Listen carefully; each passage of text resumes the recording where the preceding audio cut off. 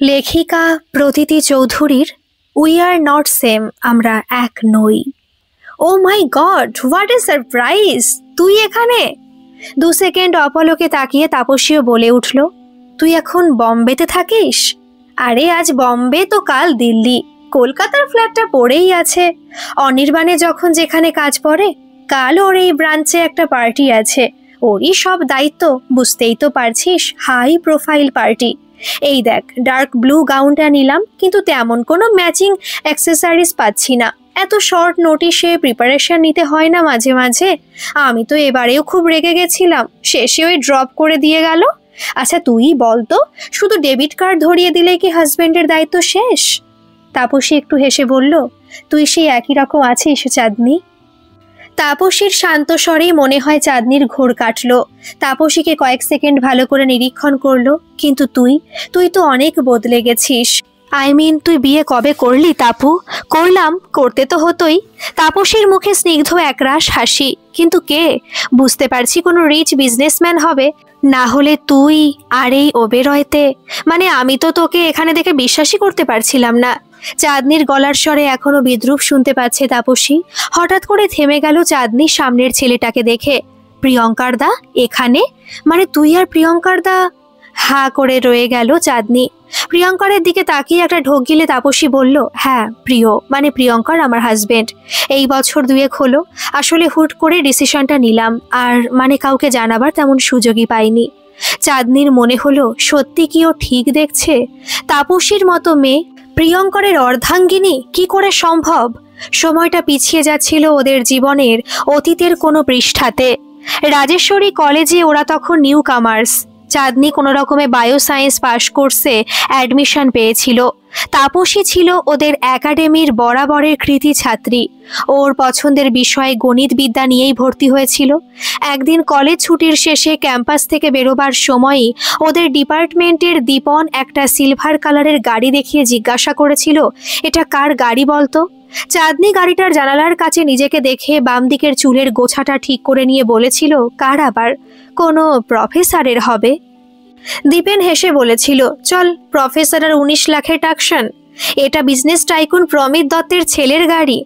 তাপসী হাঁটতে হাঁটতে থামলেও চাঁদনির চোখ দুটো ওখানেই স্থির হয়ে গেছিল। আগ্রহী হয়ে জিজ্ঞাসা করেছিল, কোন ডিপার্টমেন্টে অ্যাডমিশন নিয়েছে রে? দীপন হাসতে হাসতে বলেছিল, আরে প্রিয়ঙ্কার দা আমাদের সিনিয়র, 3rd ইয়ার, ইকোনমিক্স নিয়ে পড়ছে তো। সেই শুরু। বাকিটা এগিয়েছিল তাপসীর চোখের সামনেই। প্রিয়ঙ্কারের জীবনে অবশ্য মেয়ের অভাব ছিল না। ওর মতো ছেলেকে বয়ফ্রেন্ড হিসাবে পেতে লাইনে দাঁড়িয়েছিল এশা, কনিনিকার মতো কলেজের টপ ক্লাস সুন্দরীরা। চাঁদনি একদিন তাপসীকে সাথে নিয়ে টানতে টানতে গেছিল ওই সিলভার কালার্ড গাড়িটার সামনে। ভেবলির মতো দাঁড়িয়ে দেখেছিল তাপসী। চাঁদনি ব্যস্ত হাতে ওর কপালের উপরে এসে পড়া চুলগুলো সরাচ্ছে গাড়ির আয়নাতে। দূরে প্রিয়ঙ্কারকে আসতে দেখে ইশারাও করেছিল তাপসী। ওকে পাত্তা দেয়নি চাঁদনি। প্রিয়ঙ্কার গাড়ি দরজার সামনাসামনি এসে বলেছিল, will you excuse me please? চাঁদনির সাথে সাথে বলেছিল, ও সরি স্যার, আমি বুঝতে পারিনি এটা আপনার কার। এত ইয়াং এজে।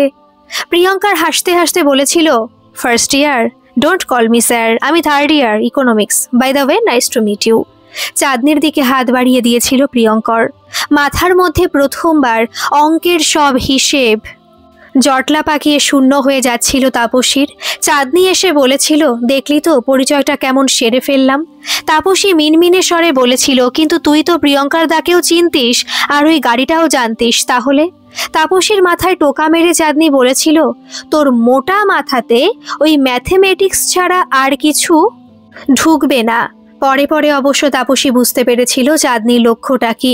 তখন ওকে সচেতনও করেছিল, প্রিয়ঙ্কার দা প্রমিত দত্তের ছেলে, তোকে নিয়ে কিছুদিন ঘুরে যখন ছেড়ে দেবে, দেখেছিস তো এমনিতে প্রিয়ঙ্কার দার কতজন গার্লফ্রেন্ড।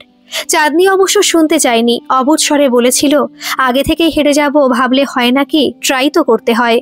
হ্যাঁ, ভাবনাতে বিস্তর ফারাক ছিল ওদের। তাপসীর সাথে চাঁদনির প্রথম পরিচয় হয়েছিল ক্লাস 9-এ। চাঁদনির বাবা ট্রান্সফার নিয়ে এসেছিল শ্রীরামপুরে। চাঁদনি ভর্তি হয়েছিল তাপসীদের একাডেমিতে। সেই থেকে দুজনে একসাথে স্কুল কলেজ যাওয়া আসা করলেও কখনো মেলেনি ওদের অনুভব। তাপসী চাইতো পরিশ্রম করে ফল অর্জন করতে, সেখানে সারা বছর রেলা মেরে কাটিয়ে পরীক্ষা হলে চাঁদনি ভরসা ছিল টুকলি। তাপসী ওকে যেমন সাহায্য করত তেমনই আবার বড় দিদির মতো বকাও দিত।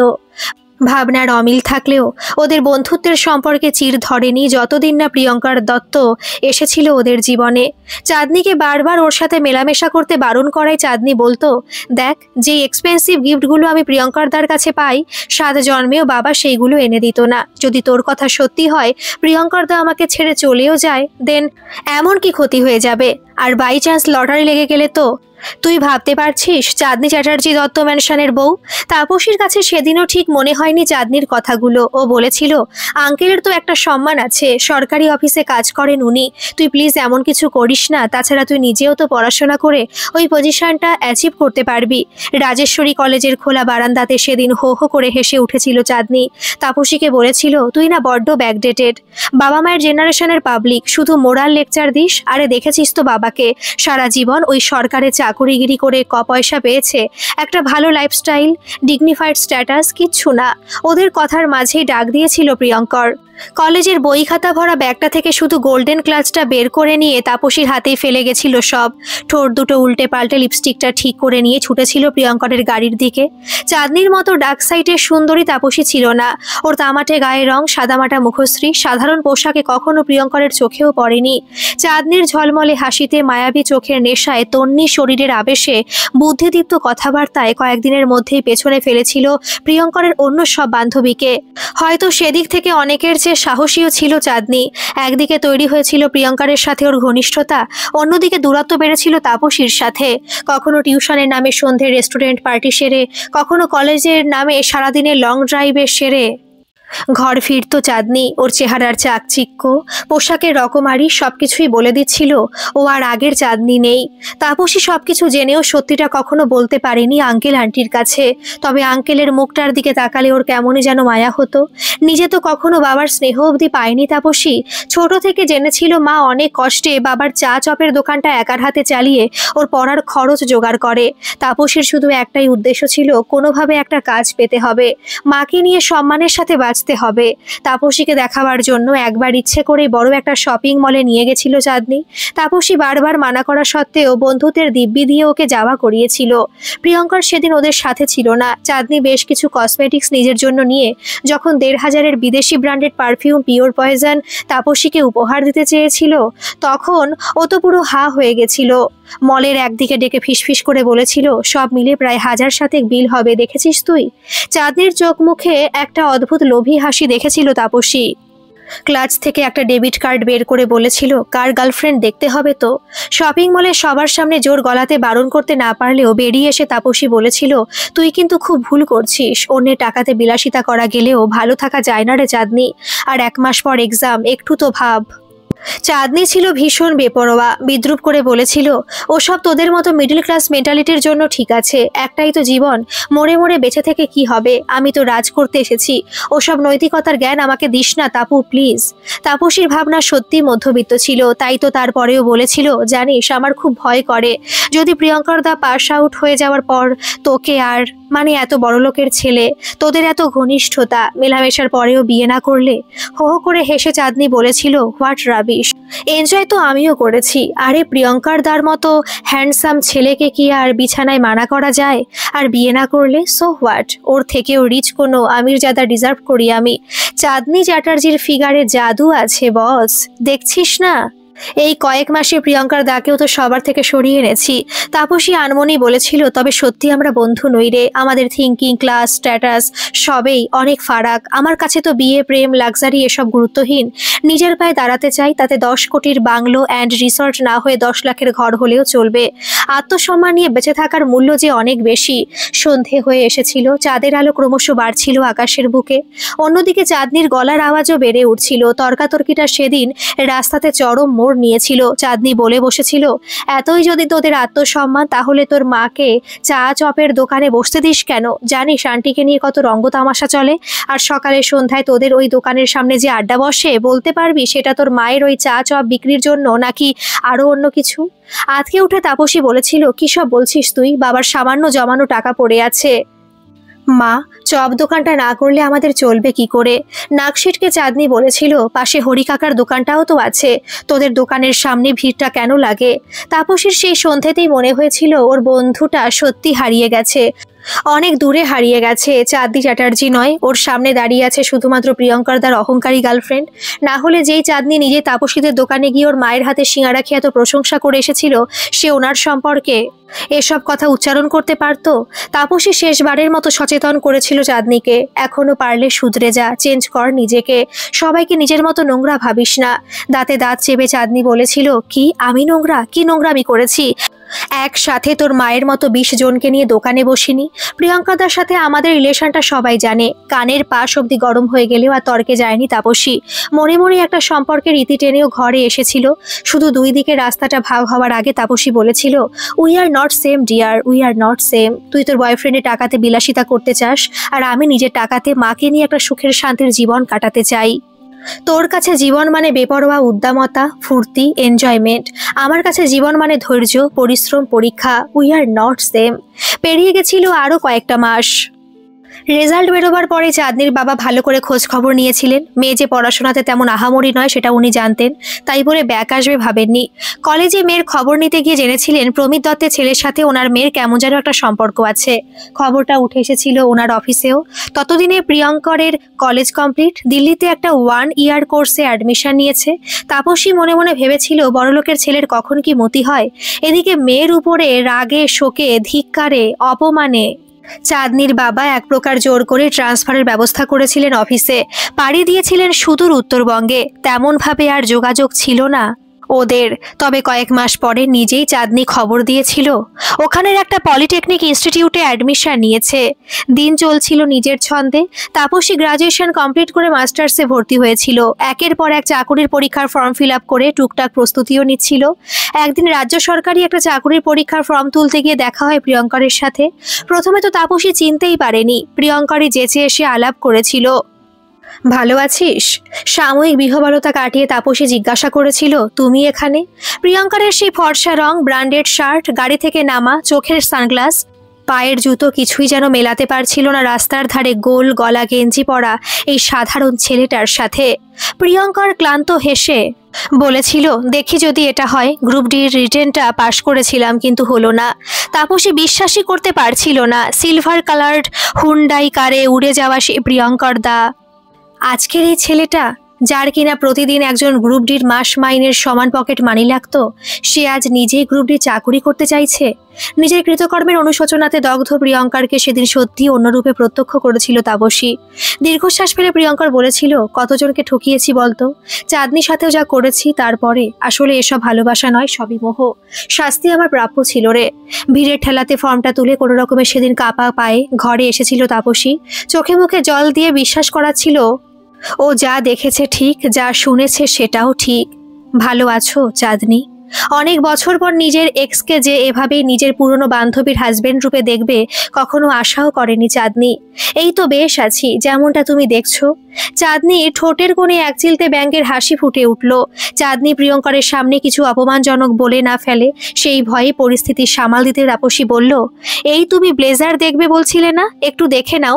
এতদিন পরে চাঁদনির সাথে দেখা হলো, আমরা বরং একটু ক্যাফেটেরিয়াতে গিয়ে বসি। মৃদু হেসে সরে গেল প্রিয়ঙ্কর। বিশাল লাক্সারি মলের একদিকে কৈলাস ফুড সেন্টারে গিয়ে বসলো ওরা। তাহলে বাজিটা তুই মারবি বলেই আমাকে ওইসব নৈতিকতার জ্ঞান দিতিস? তাপসী আগেই বুঝতে পেরেছিল চাঁদনি ওকে হেয় করার এরকম একটা সুযোগ কিছুতেই ছাড়বে না।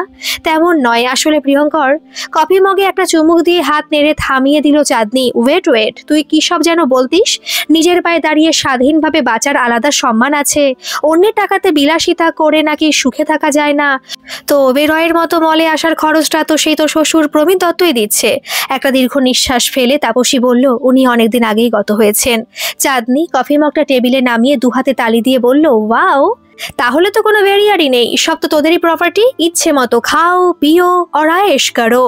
তাপসী চুপ করে বসে রইল। ও বুঝতে পারছিল ঘটনাচক্রে যাই হয়ে থাকুক, এই মুহূর্তে চাঁদনির পক্ষে নিজের এক্সকে পুরনো বান্ধবীর হাজবেন্ড হিসেবে মেনে নেওয়াটা সহজ কাজ নয়। চাঁদনি আবার বলতে লাগলো, প্রেম, বিয়ে, লাক্সারি এসব নাকি গুরুত্বহীন। তা প্রপোজটা কি প্রিয়ঙ্করই করেছিল নাকি তুই? একটা শব্দেই উত্তর দিল তাপসী, আমি। ব্রাভো! এই নাকি তাপসী সরকার, একাডেমির ফার্স্ট গার্ল। 10 লাখের ঘর হলে চলবে, 10 কোটির বাংলো প্রয়োজন নেই। তা প্রিয়ঙ্কারের প্রপার্টি দেখে কি মাথা ঘুরে গেছিল? অবশ্য যাওয়ারই কথা, ওদের বাংলো, রিসর্ট। জানিস, আমাকে যখন নিয়ে গেছিল মনে হয়েছিল আমি জাস্ট অন্য কোনো ওয়ার্ল্ডে চলে এসেছি। কি সেই দিন, কি সন্ধে, কত রোম্যান্টিক। আর ওই কয়েকটা রাত্রি তো স্বপ্নের মতো। প্রিয়ঙ্কার ইজ নট ব্যাড, কি বলিস? মাথা নিচু করেই সবটা সহ্য করে যাচ্ছিল তাপসী। হয়তো ছিনিয়ে নেয়নি, তবুও প্রথম ভালোবাসা হিসেবে চাঁদনিরই হয়তো প্রথম অধিকার ছিল। চাঁদনি রাগের চোটেই বলে যাচ্ছিল, বাই দ্য ওয়ে, সুইমিংয়ে কিন্তু ও খুব ভালো। তোকে নিশ্চয়ই ওদের রিসর্টের পুলে নিয়ে গেছে। আরে ওর ওই পেশিবহুল দুহাতের মাঝে নিজেকে ভাবলে এখনো গায়ে কাটা দেয়। আমাকে তো জলে ফেলে। এমন ভাবে কপালটা ঘষতে ঘষতে তাপসী বলল, please Chandni, I can understand your feelings, but এভাবে বলিস না। আমি বাধ্য হই। চাঁদনি হাসতে হাসতে বলল, ও রিয়েলি? বরের সম্পর্কে শুনতে বুঝি খারাপ লাগছে?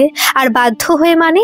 তোদেরও কি বিয়ের আগে সব হয়ে গেছিল? কি যেন বলেছিলি আমাকে নোংরা মেয়ে, এখন তো বুঝতে পারছিস we are same, exactly same. Tapasi আগেও জানতো কখনো প্রিয়ঙ্কারকে নিয়ে চাঁদনি সামনাসামনি হলে এগুলোই শুনতে হবে। প্রস্তুত হয়তো ও ছিল, তবুও সব শুনে যন্ত্রণা পাচ্ছে। প্রিয়ঙ্কারকে যে কতটা ভালোবাসে, কিভাবে ভালোবাসতে শুরু করলো তার ব্যাখ্যা তো ও আজও নিজের মনের কাছেও দিতে পারেনি। কখন যে ওদের পাশে এসে দাঁড়িয়েছে প্রিয়ঙ্কার, খেয়ালই করেনি ওরা। ওকে দেখে উঠে দাঁড়িয়ে গেল তাপসী। তারপরই একটা ঢোক গিলে বলল, কালকের পার্টির জন্য কি ম্যাচিং এক্সেসরিজ কিনতে বাকি আছে বলছিলি? নিয়ে নিবি চল। আমারও 2-1টা কেনাকাটা আছে, দেন মিট করি। দাঁতে দাঁত চেপে ক্রুরো চোখে হাসলো চাঁদনি। চাঁদনির রাগে শক্ত হয়ে ওঠা চোয়াল দুটোর দিকে তাকিয়ে ভাবার চেষ্টা করলো তাপসী, সত্যি কি এই রাগটা ওর প্রাপ্য ছিল? ও কি এতটাই দায়ী? চাকরির পরীক্ষা দিতে গিয়ে আবার ওদের দেখা হয়েছিল। ফর্ম যে ওরা একসাথে তুলেছিল, সিরিয়ালি নাম ছিল, কাজেই একই ভেনু। ফেরার পথে প্রিয়ঙ্কর নিজের জীবনের ট্র্যাজেডিটা তাপসীর সাথে শেয়ার করে। ছোটবেলায় মাকে হারিয়েছিল প্রিয়ঙ্কর। বাবার অঢেল বিজনেস আর সম্পত্তির মাঝেও মায়ের অভাবটা যেন খুব বেশি অনুভব করত। প্রমিত দত্তের জীবনে অন্য কোনো নারী আছে বলে প্রিয়ঙ্কর জানতো, তবে এতটাও সিরিয়াসলি কখনো নেয়নি। ততদিনে ও নিজেও কলেজে পড়ছে, দামি গাড়ি, দামি পোশাক উপহারে তখন ওর হাতের কাছেও অনেক বান্ধবী। সেরকমই চাঁদনি ছিল একজন, তবে অনেকের থেকে একটু বেশি স্পেশাল। কলেজের শেষের দিকে তো চাঁদনি ছাড়া অন্য কাউকে ওর ড্রাইভিং সিটের পাশে দেখা যেত না। কলেজ কমপ্লিট হয়ে যেতেই প্রমিত দত্তের দিল্লির একটা 1 ইয়ার কোর্সে ছেলেকে ভর্তি করেন। চাঁদনিকে ছেড়ে সাময়িক কিছুদিনের জন্য ওকে অনেকটাই দূরে যেতে হয়। ভেবেছিল 1 বছর পরে ফিরে এসে বাবাকে বলবে চাঁদনির কথা। প্রমিত দত্ত যে ছেলের কোনো বায়নাতে মানা করেনি সে এটাও ঠিক মেনে নেবে, কিন্তু নিজেকে বেশি দিন নিয়ন্ত্রণ করতে পারেনি। দিল্লিতে ওদেরই ব্যাচমেট লিজার সাথে ওর আলাপ হয়, ধীরে ধীরে ঘনিষ্ঠতা বাড়ে। দেন ওরা লিভ ইন করতে শুরু করে। দীর্ঘকাল এরকম সম্পর্কে থাকতে থাকতে নেশার মতো হয়ে গেছিল প্রিয়ঙ্করের। চাঁদনি নর্থ বেঙ্গল চলে যাবার পরে যোগাযোগের চেষ্টা করেছিল, কিন্তু ততদিনে প্রিয়ঙ্কার কমিটেড। ব্রেকআপ হয়ে গেছিল ওদের। তবে দিল্লির কোর্সটা কমপ্লিট করার আগে প্রিয়ঙ্কারকে ছুটে আসতে হয়েছিল কলকাতা। প্রমিত দত্তের একটা হার্ট অ্যাটাকে ওলটপালট হয়ে গেছিল প্রিয়ঙ্করের সামনের পৃথিবীটা। সর্বসাকুল্যে মাত্র 1,05,000 টাকাই তখন পড়েছিল নামের ব্যাংক অ্যাকাউন্টে। বুঝতেও পারেনি প্রমিত দত্তের জীবনে থাকা সে অন্য নারী কখন সব শেয়ার তার নিজের স্বামীর নামে করে ফেলেছে। বাকি যেটুকু পড়ে আছে প্রমিত দত্তের নামে সেটা শুধু ঋণের বোঝা। রাতারাতি ফুটপাতে নেমে এসেছিল প্রিয়ঙ্কর। বাংলো, গাড়ি, রিসর্ট, অফিস, বিজনেস সব ছেড়ে সম্বল হয়েছিল মাথা গোজার মতো ঠাই আর এক ফাইল সার্টিফিকেট। তাতেই ভর করে তখন একটার পর একটা চাকরির পরীক্ষা দিচ্ছিল, যদি কোনো একটা কাজ পায়। তাপসী সব শুনেও সেদিন চেয়েছিল চাঁদনির সাথে ওর যোগাযোগ করিয়ে দিতে। ভেবেছিল হয়তো চাঁদনিও অপেক্ষা করে আছে, ভুল বোঝাবুঝি মিটে গেলে ওরা আবার এক হয়ে যেতে পারবে। অনেক বছর পরে তাপসী যেদিন ফোন করেছিল চাঁদনিকে, ওই আহ্লাদিত স্বরে জানিয়েছিল কোটিপতি অরিন্দম জালানের একমাত্র ছেলে অনির্বাণের সাথে ও নাকি ডেটে এসেছে। সামনের মাসে ওদের গ্র্যান্ড ম্যারেজ পার্টি। তাপসীর খবরাখবর নিয়ে বলেছিল, এতদিন পরে ফোন যখন করেছিস তখন অবশ্যই আসবি, দেখে যাবি তোর কথাটা সত্যি ঠিক। উই আর নট সেম, তাই তো আমি আজ এখানে আর তুই সেই পরিশ্রম পরীক্ষা। হাসিটা অবশ্য সেদিন ব্যঙ্গের ছিল না, ভালো মনেই বলেছিল চাঁদনি, আমি কিন্তু কার্ড পাঠাবো, তোর অ্যাড্রেসে আসতেই হবে। চাঁদনির বিয়েতে যেতে পারেনি তাপসী, আর সেই সাথে প্রিয়ঙ্করের কোনো কথাও আর বলে ওঠা হয়নি। চাঁদনি শক্ত চোয়ালে প্রিয়ঙ্করের দিকে তাকিয়ে বলল, তোমার অবশ্য ওকে নিয়ে প্রবলেম হবে না, after all we are same kind, তাই না তাপু? তাপসীর কিছু বলার অপেক্ষা না করে চাঁদনি আবার বলল, তোরা তো আর ইনভাইট করিসনি আমাকে। Anyway, wish you both a very happy married life. চল, শপিং এর পরে মিট করছি। চাঁদনি চলে যেতেই তাপসীর দিকে চেয়ে প্রিয়ঙ্কর বলল, তুমি ওকে আমার সত্যিটা বললে না কেন? তাপসী শান্ত স্বরে উত্তর দিল, ওই যে উই আর নট সেম, তাই পারিনি বলতে। ছাড়ো সব, তুমি জিন্স দেখলে? প্রিয়ঙ্কার ও দীর্ঘশ্বাসটা ছেড়ে বলল, কিভাবে দেখব? তুমি না হেল্প করলে। তাপসী আর কোনো উত্তর না দিয়ে জেন্টসের জিন্স সেকশনের দিকে এগিয়ে গেল। বাছাবাছি করে কয়েকটা জিন্স নিয়ে ট্রায়াল রুমের কাছে গিয়ে দাঁড়ালো। জেন্টস সেকশনের কর্মীকে কিছু একটা কার্ড দেখিয়ে ট্রায়াল রুমের ভিতরে ঢুকলো তাপসীও। তারপর আস্তে আস্তে প্রিয়ঙ্করের কোমরের বেলটা খুলে প্যান্টটা নামিয়ে আলাদা করলো হাঁটুর নিচ থেকে কাঠের পা। তাপসীকে ধরে প্রথমে জিন্সটা পরে দেখতে দেখতে প্রিয়ঙ্কর বলল, এরকম বিকল লোকের দায়ভার কেউ মাথাতে নেয়? তুমিও যেমন। তাপসী হালকা বকুনি দিয়ে বলল, চুপ দাও তো। ইন্টারভিউ দিয়ে ফেরার পথে সেদিন যদি আমার অ্যাক্সিডেন্ট হতো। প্রিয়ঙ্কর ওর মুখটা চেপে ধরে বলল, এরকম বলো না প্লিজ। আসলে মাঝে মাঝে মনে হয় তুমি না থাকলে কোথায় যে হারিয়ে যেতাম।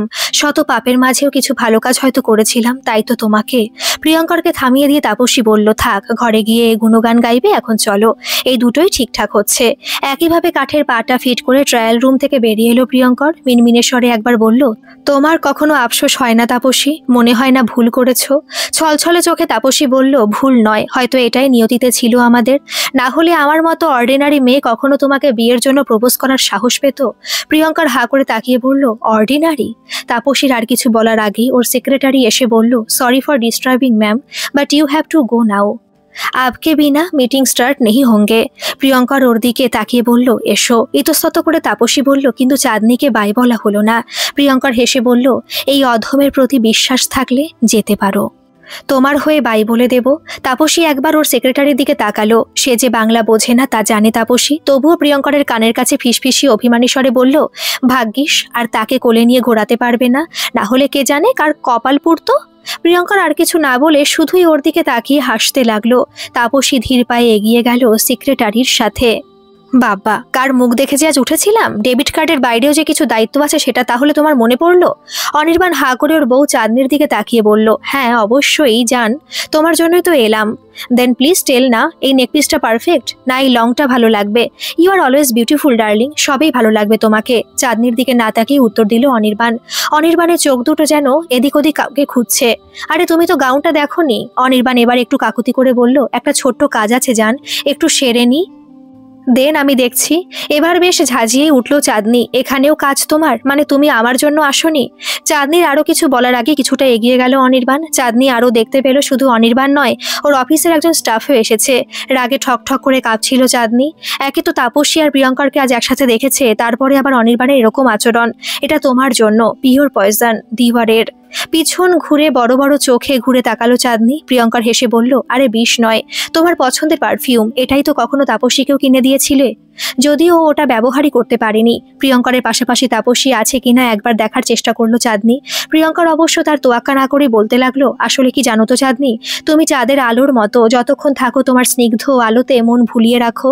কিন্তু তাপসী যে তপস্বিনী, সে যে কঠিন ধৈর্য আর পরিশ্রমে পৃথিবীর সব অসাধ্য সাধন করতে পারে।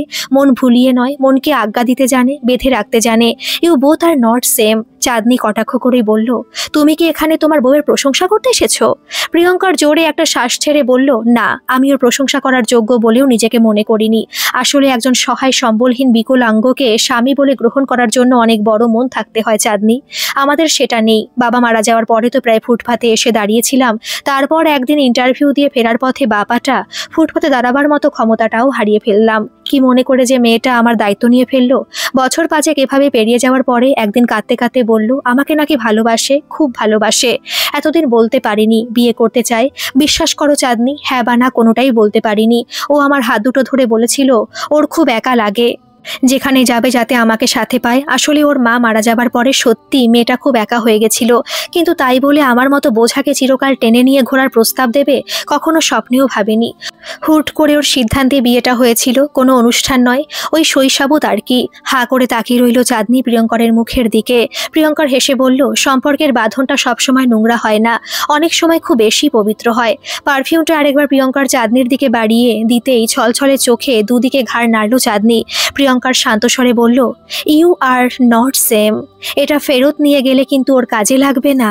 বিদেশি পারফিউমের থেকেও দেশি প্রসাধনী বেশি ভালোবাসে। অনির্বাণ ততক্ষণে ফিরে এসেছে। অনির্বাণকে দূরে দেখেই আর তর্ক না করে চাঁদনি পারফিউমটা নিয়ে নিল। প্রিয়ঙ্কার চলেই যাচ্ছিল, তখনই চাঁদনিকে বলা অনির্বাণের কথাটা কানে এলো। আরে জানো, একটুর জন্য মিস করে ফেললাম। আমাকে যদি অফিস থেকে ওরা আগে ইনফর্ম করতো। চাঁদনি বিরক্ত স্বরে জিজ্ঞাসা করলো, কি এমন কোহিনূর মিস হয়ে গেল তোমার? অনির্বাণ দীর্ঘ নিঃশ্বাস ফেলে বলল, আরে তোমাকে বলেছিলাম তো ম্যাজিস্ট্রেট ম্যাম। বাঙালি, উনি একটু আগে এখানেই ছিলেন। কালকের পার্টির জন্য পার্সোনালি ইনভাইট করতে পারলে কত ভালো হতো বলো তো। চাঁদনির মনের মধ্যে অনেক কিছু চললেও অনির্বাণের কথা সমর্থন করে ঘাড় নাড়ল। প্রিয়ঙ্কার পাশ থেকে হেসে বলল, excuse me, may I help you? Chandni এবার একটু ভয়ে ভয়ে শ্বাস নিতে লাগলো। প্রিয়ঙ্কার অবশ্য চাঁদনির দিকে ঘুরেও তাকালো না, সরাসরি অনির্বাণকে বলল, hello, I am Priyankar Dutta, husband of Tapsi Sarkar. Actually একটা আর্জেন্ট মিটিং থাকায় ওকে এখনই বেরিয়ে যেতে হলো। চাঁদনি বিরক্ত হয়ে ভাবলো, সেটা এমন কি ব্যাপার যে অনির্বাণকে এভাবে জানাতে হবে?